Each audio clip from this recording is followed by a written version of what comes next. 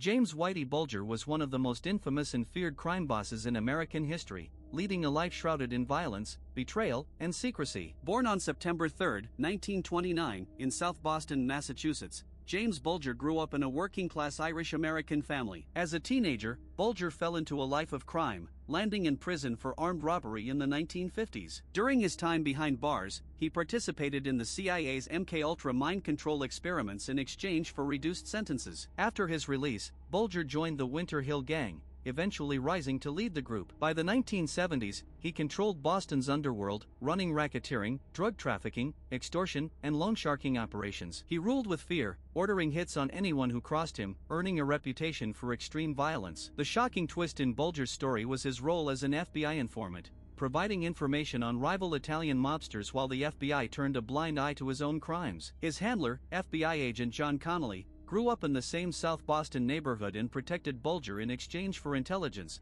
fueling corruption within the agency. This arrangement allowed Bulger to solidify his power for nearly 2 decades. In 1994, tipped off by Connolly about an impending federal indictment, Bulger fled Boston. He remained on the FBI's most wanted list for 16 years. He traveled under aliases across the U.S. with his longtime girlfriend, Catherine Gregg. Their eventual capture in 2011 at a Santa Monica apartment shocked the world. In 2013, Bulger stood trial for 19 murders, among other crimes. He was convicted and sentenced to 2 life terms plus 5 years. On October 30, 2018, he was brutally murdered by fellow inmates at a West Virginia prison under mysterious circumstances. Whitey Bulger's story inspired movies like Black Mass, 2015, and characters like Frank Costello in The Departed, 2006. His tale is a cautionary example of the dangers of corruption, greed, and unchecked power.